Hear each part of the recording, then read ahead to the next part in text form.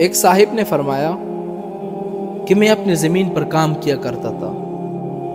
ایک دن شام کے وقت جب میں گھر کی طرف واپس جانے لگا تو راستے میں مغرب کا وقت ہو گیا۔ راستے میں قریب میں ایک مقبرہ تھا۔ میں نے مغرب کی نماز وہاں پڑھنے کا ارادہ کیا۔ میں نے اور میرے ایک دو دوست تھے، ہم نے وہاں جا کر مغرب کی نماز ادا کی، اور مغرب کی نماز ادا کرنے کے بعد ہمارے جو معمولات ہوتے ہیں، ہم تسبیح کرتے ہیں، اللہ کا ذکر کرتے ہیں۔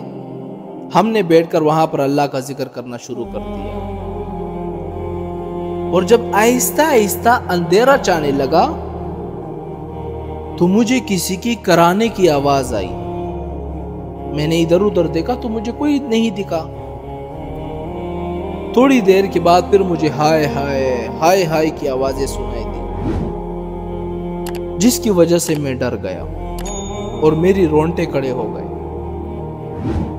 پھر جب میں نے آواز کی طرف دھیان لگایا، دیکھا تو قبر کے اندر سے آواز آ رہی تھی۔ میں قبر کے پاس گیا اور اپنے کان قبر کے ساتھ لگائے، اور قبر کے اندر سے ہائے ہائے کے ساتھ یہ آوازیں بھی میں نے سنی، قد کنت اصلی وقد کنت اصوم، میں تو نمازیں بھی پڑھتا تھا، روزی بھی رکھتا تھا، پھر مجھے یہ سزا کیوں مل رہی ہے؟ اور اس کی آواز ایسی دردناک تھی جس کو میں بیان نہیں کر سکتا۔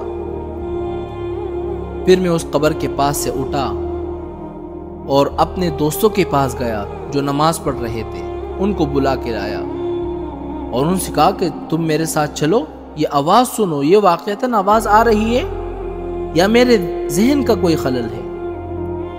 جب انہوں نے کان لگائے، انہوں نے بھی آواز سنی، انہوں نے کہا کہ سچ میں آواز آ رہی ہے، تمہارے ذہن کا خلل نہیں ہے۔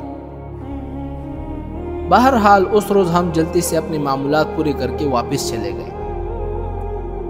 دوسرے دن پھر جب میں واپسی میں مغرب کی نماز پڑھنے کے لیے اس مقبرے میں گیا، اور یہ سوچ کر گیا کہ میں جا کر وہاں پر آج بھی آواز سنوں گا، آیا وہ آج آواز آ رہی ہے یا نہیں آ رہی؟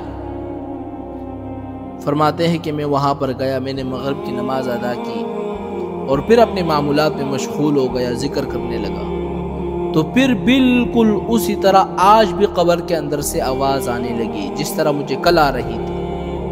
اور میں قبر کے پاس گیا، میں نے کان لگائے تو وہی الفاظ میں نے سنے جو میں نے کل سنے تھے، کہ میں تو نمازیں بھی پڑھتا تھا، روزی بھی رکھتا تھا، پھر مجھے کیوں سزا مل رہی ہے؟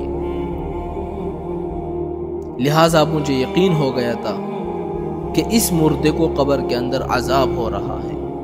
پھر جب میں وہاں سے لوٹا تو مجھ پر شدید خوف طاری ہو گیا، اور خوف کی وجہ سے میں 2 مہینے تک بیمار رہا۔